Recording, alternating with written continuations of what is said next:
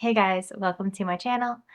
Today we are going to go through my 2024 end of year stats and my 2025 goals. I set so many goals.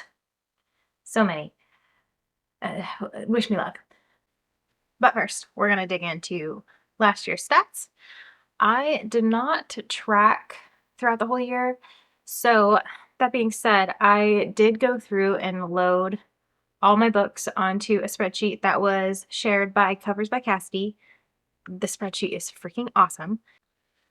I absolutely love this spreadsheet. I went through and I loaded all of my books that I read from January to December last year, all in like 2 days.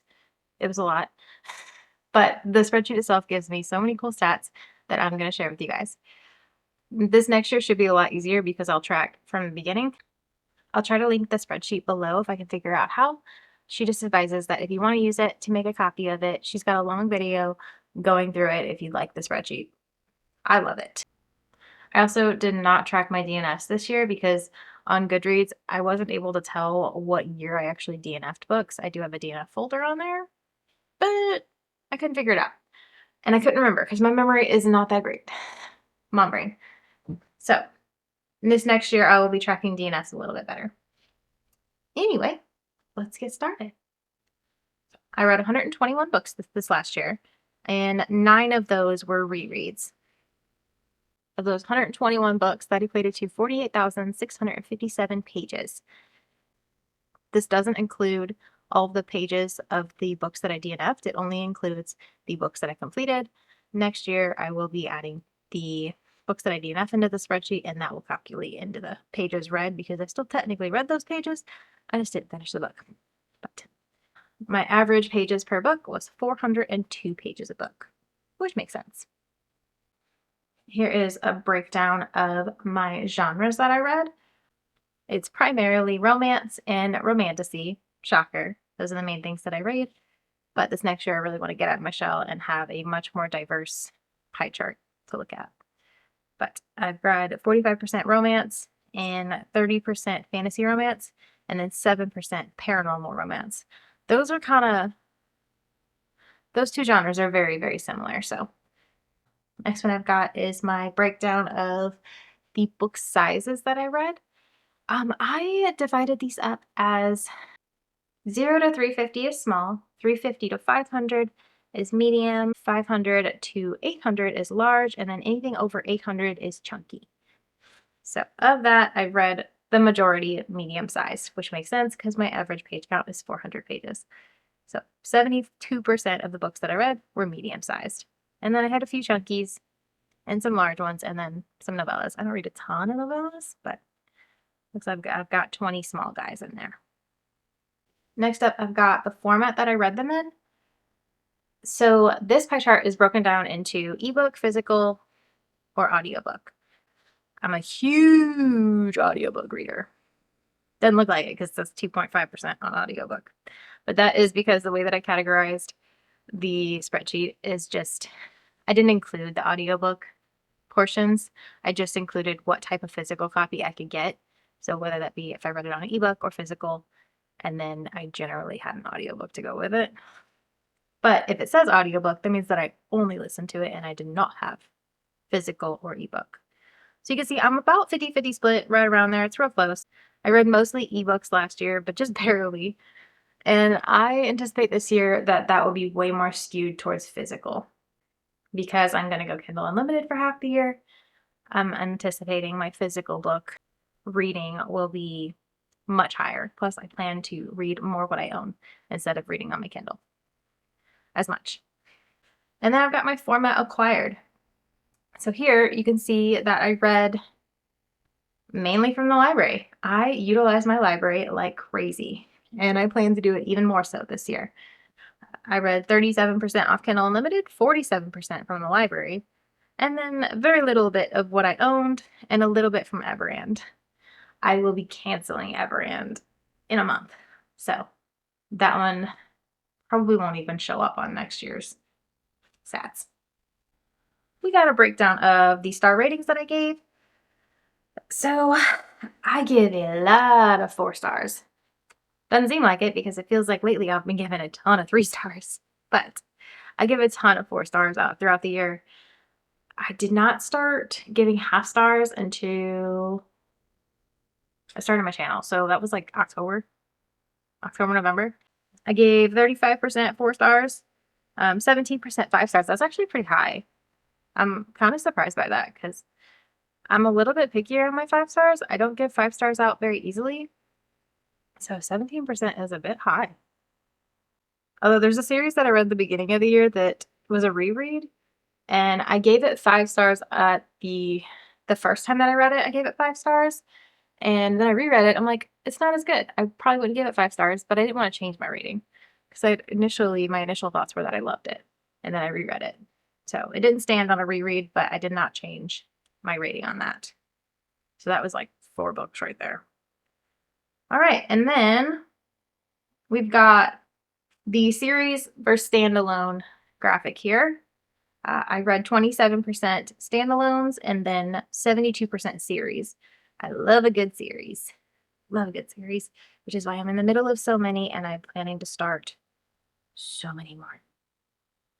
So this year I started 34 series. That's a lot. I don't have the amount of series that I DNF'd that I decided not to continue with. Next year I will track that a little bit better. Out of the 34 that I started this year, I finished or caught up to date 17 of them. Not terrible. But this also includes all the books that came out that was the first book in the series. It was so hard for me to catch up. I caught up though. I did it.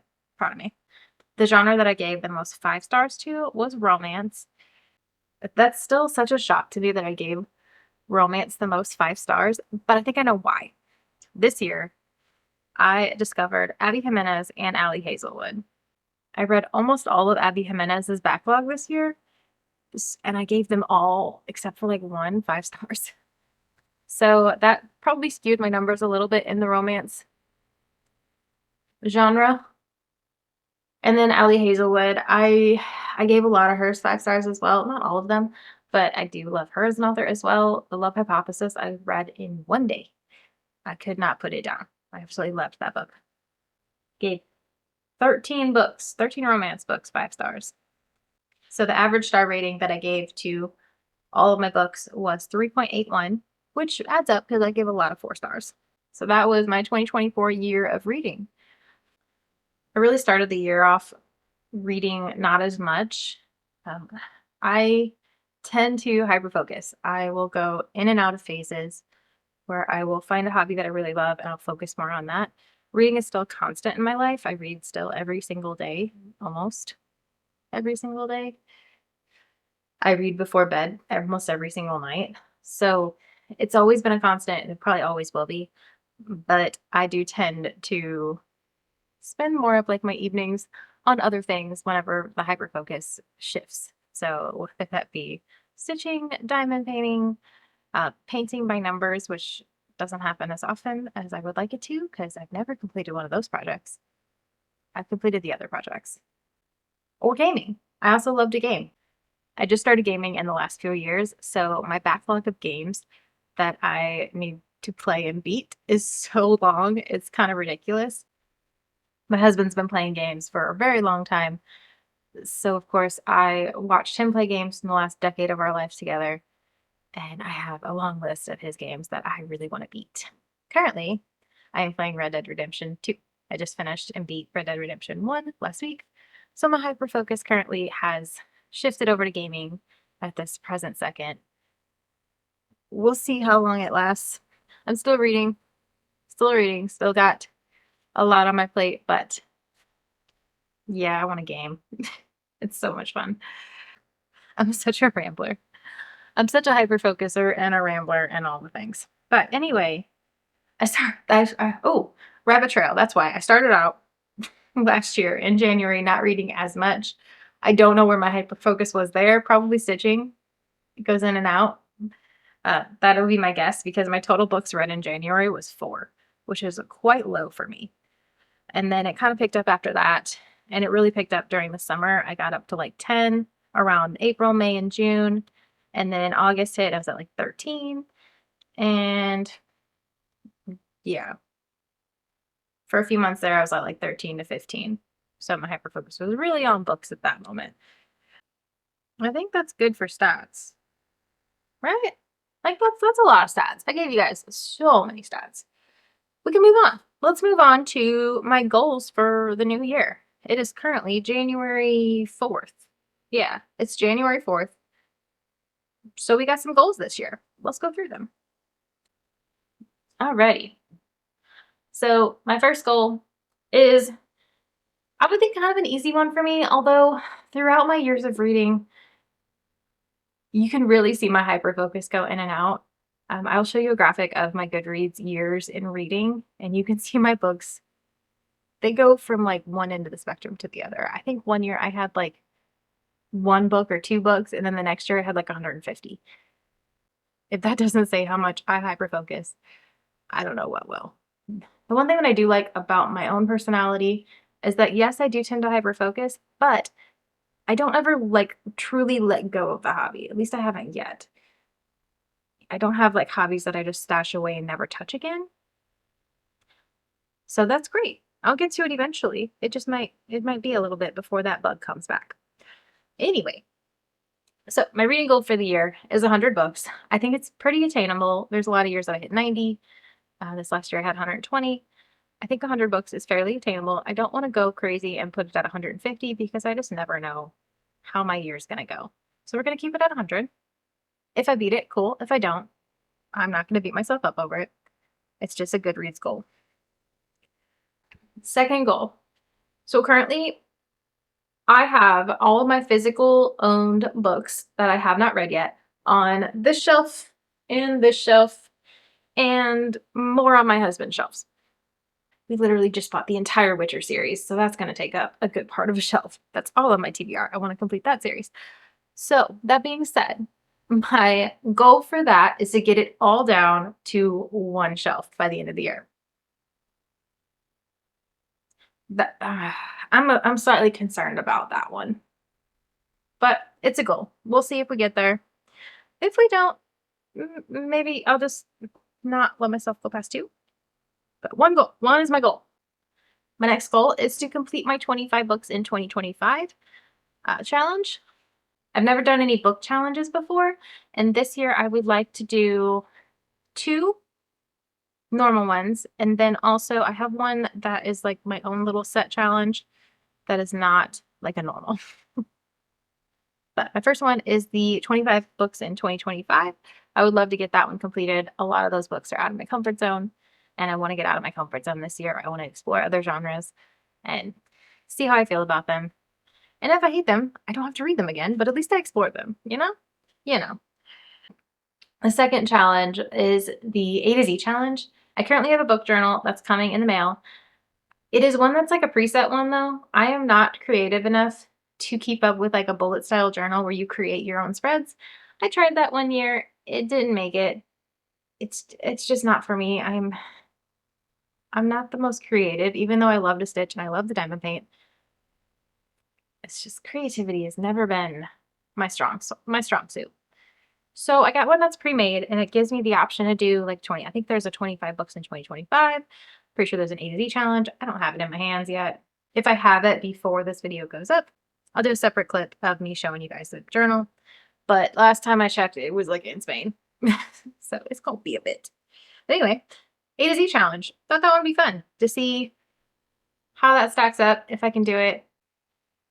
Oh, my next challenge is to complete the book journal. There you go. Book journal coming. Hopefully I can keep up with it, make little spreads. I probably will need to buy a printer at some point to be able to print out the pretty book covers. So my next goal is to complete at least 75% of my monthly TBRs. If I DNF a book off my monthly TBR because I didn't like the writing, I didn't like the story, I wasn't vibing with it, that's a check mark. I'm not including that as like a failure that I didn't complete my TBR. It's still off my TBR. So that counts. I gave myself a little bit of leeway. I would really like to complete them every single month. I really chase dopamine by completing things. So setting a TBR for me, I more than likely I will feel like a failure if I don't complete it. I will try not to, but more than likely I will. So my dopamine intake is really like completing things. I love to complete a book. I love to complete a game. I love to beat a game. And I love to set something and complete the entire thing. So I gave myself a little bit of leeway. I wouldn't be shocked if I get like 90 to 100% though, because that's how my brain works. She loves to complete. She loves to complete. Next goal is to go half the year without Kindle Unlimited and half the year without Audible. I think the Kindle Unlimited one will be fairly easy. I'm already paused it for January and I'm not hurting. And I can pause it at any time and it pauses it for a month. It seems pretty easy. Uh, I can get most of my books at the library. On my KU months, I will try to put more focus on reading those ones instead of the ones that I can get at my library. But for the most part, I can get just about anything from my library. And I own some, so I can read what I own too, you know? That's a concept. All right. And then Audible. Audible is going to be harder for me. I love Audible. I love audiobooks. But there's so many great resources for audiobooks that can save me some money. So I use Hoopla and Libby like crazy. I am canceling Everand. That is getting canceled. Let's add that to a goal. Complete the cancellation of Everand. I have to read some books off Everand first, but that's getting canceled in the end of February. But I love audiobooks, but Audible's expensive. I ended up getting a deal for it last year, but this year I couldn't get that same deal. So she's expensive. So I don't really want to spend that much money on audiobooks whenever I can be patient and I can wait for things to pop up at Libby for the most part, or Spotify, or Hoopla. We got other avenues. I can also get CDs from the library. So we're going to try our best to only have Audible for half the year. I have it paused right now, but Audible doesn't have the same rules as KU. You can't pause a bunch of times, and I did not know that. So at some point, I'm probably going to end up canceling Everand for a good like 4 months. And I will probably be hurting by the end of that. I love to get like the little Audible deals where they're like $2 books. Love those. Yeah, I'll be hurting for sure. I love Audible. But I want to save some money. I really want to focus on saving some of my fun money to be able to own books that I love and be able to fill out my bookshelf with things that I truly love too. My next goal is to make sure that I'm reading all of the books on my most anticipated list. I posted a video last week before, I don't even know, on all the books that I'm anticipating for 2025, the new releases. And I want to read all those. So I will link that video here. I don't even know how many I had on that list. On Goodreads, in my folder, I've got 18 books listed in that list. Didn't realize it was that many. But my goal is to finish those. I've got probably about half of them pre-ordered. I did cancel the Allie Hazelwood book though, because I think that one's going to lead more spicy than I like. So I don't really feel the need to own that one. I'll read it from the library or something. Here's one that's going to be a bit harder for me to achieve, but I would really love it if I could achieve this. I have 35 books in a folder on Goodreads. That is essentially all of the series that I've started in 2024 or prior. I want to knock the rest of those out. I want my old series that I've started to be done with, completed, and that way I can really start fresh and start new and be reading more current things that I'm really loving. I have a lot of series on there that I started quite a few years ago, and my tastes have changed. It is so different than what it used to be. So I won't be surprised if I DNF some of these series and take some of these books off this list, but that counts towards it. Essentially, I just want to make my way through this list. I really want to just get those old ones out. I don't feel a need to be trying to read books that I've had on my list for a really long time. One of my other major goals that kind of goes along with the same theme as this, getting old stuff out. I currently have 582 books on my want to read list in Goodreads. That's too much. It was at like 700. I've been taming it down over the last couple weeks in preparation for this video. I'm sure I could skim off a lot more. I got tired of doing it. And I'm really focused on the older ones. I want to scale that down to the books that I've added to my TBR for the last 3 years. So 2022, 2023, 2024. And then this year's kind of current year, but it's like 4 days into it. So 3 years worth of books. And then hopefully next year I can skim off like 2 more years and get it to be like within 2 years. But I need to start out with 3 years because I have so much on my list that I want to clear out that it doesn't really leave me a whole lot of room to like read some new stuff. And I want to read a lot of new stuff. I feel FOMO over so many series. As far as like anything before 2022, let's see how many I have to like either read or decide to just get off this list because I can do both. But by the end of the year, I want it to be only books from 2022 to current. So I can either decide I don't want to read them anymore and knock it off my TBR list, but it has to go off the list at some point. In one way or another, it's got to be off my list. Out of 582 books, I only have 13 that are old. My hyperfocus kicked up in the last couple of years. It is what it is. So that's 13 more books that I would like off this list. And then next year, hopefully, I will be able to knock off like 2 more years and get it more current. But we'll get there. My goal list is a mile long, y'all. A mile long. She long. Why? I don't know if this one is going to stand as a goal. I would like to just kind of know the answer at the end of this year. I have a goal on here that states to try 40 new authors.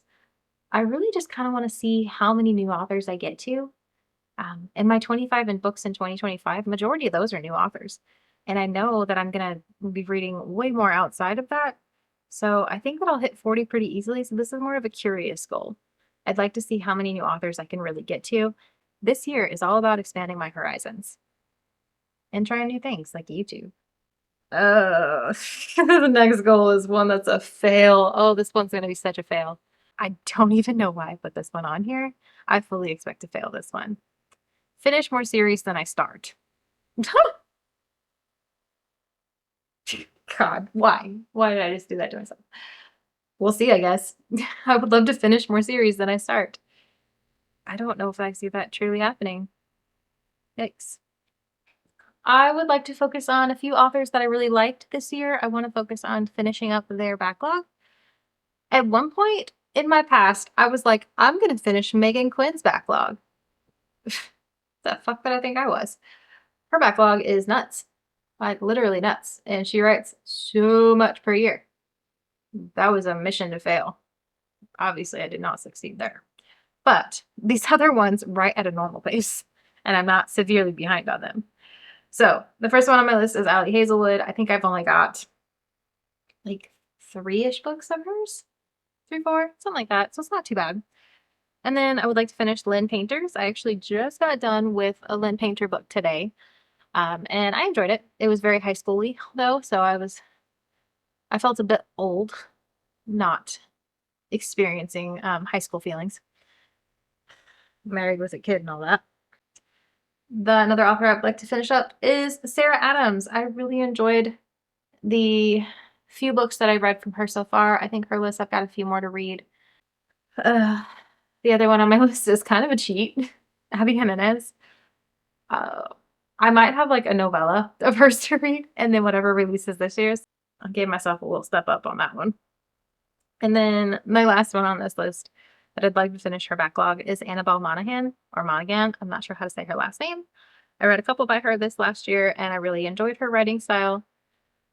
You can kind of see a theme. A lot of these are very similar writing styles to each other. They don't go crazy on spice level. They go more deeper into like the connection style, and that's what I truly enjoy. I love a book that's character driven. That really makes me feel for the characters. So these authors, they're all romance authors. I don't know how many I have of each of these authors. I did not go through and count them. I probably should have. Editing Me will put statistics up of how many books I have of each of these authors up here. Yeah, that'll work. That'll work better because my brain, I did not do that ahead of time. I don't have any authors on here that are like fantasy style. The only one that I can really think of that I want to dive into her backlog is Abigail Owen, who wrote The Games God's Played, but I've only read one book by her. So I don't feel like it's enough to judge the rest of her writing style until I dive into the other ones. I would like to try more of her though. There's quite a few authors that I would like to attempt more, but I don't have on this list as like, I want to finish their backlog. I got 2 more goals. My God, my goal list is nuts. I'm gonna love going back and re-listening to this video in a year because we're gonna do a recap of the goals at the end of the year. And we're gonna see how bad I did. I don't know how I'm gonna like document this one. I got a bad habit. I got a real bad habit of overwhelming myself with library books. I've said it in a couple past videos. I'm just so good at it. I can't resist a library book for the life of me. I love going to the library. It's my happy place. I love going to the bookstore too, but I don't tend to take home as much from the bookstore because money. So I love going to the library. I tend to walk out with a giant stack, a lot. I went to the library twice this week. Twice. I took my son on Friday to my local library in town, and then my county library I went to today because I had something to pick up. I mainly go to my county library because it's got access to like all of the state's libraries, so I can get pretty much anything, almost. I take my son to the local library because they have a great kids section. It's right in town, so that's really nice as well, and I always look for books there too. Anyway, my library goal. I need to stop overwhelming myself with a giant stack. I really do, because they sit here and I have other things that I need to work on, such as like my TBR or my continuing series books, that I don't get to the ones that I just randomly grabbed. My brain just went blank. Y'all, my brain just went totally blank. Why does it do that? It's so rude. Doesn't it know I'm doing something? My library book goal is that I'm only allowed two, just two, at one time, outside of my TBR books or my continuing series books, because those I also get from the library. So outside of those, I'm only allowed two extras. I'm always stressing myself out and overwhelming myself that I need to also read the library books on top of the ones that I need to read for my channel. We capping it at two. I don't know how the heck I'm going to track that. I guess in a year, I'm going to just kind of guess at how well I did. All right. And then my last one is just a channel goal. I'm not making any subscriber count goals because I really don't have a feel for it yet. I've only been doing it for a couple months, so maybe next year I'll make a subscriber count goal. But this year, I really would like to at least post one video per week. I've done pretty well at that so far. And I would like to make sure that I'm posting 1 to 2 vlogs per month. December was a vlog fail of a month. It was crazy. But I would really love to make sure that I'm getting vlog content up. I feel like I haven't successfully vlogged in over a month. And so now I'm out of practice on it, and I don't like feeling like that. So I would love to get up at least 1 or 2 monthly vlogs, whether that be my continuing series or just like a weekly reading vlog, library book vlog, something like that. Read my TBR with me. I don't know. We'll figure it out as the year goes. Read a certain series with me. If there's any series you guys want me to vlog, let me know. So I have a lot of series that I will be tackling. That concludes my crazy goals for 2025. I'm nuts. You can tell me that. I know. I'm tired of saying that wraps this video up, but like it does. Thank you guys so much for watching. I hope that you guys stick around. I hope you guys are all having a wonderful, wonderful day. Happy New Year to everybody. Let's be friends. Thank you guys so much. Bye.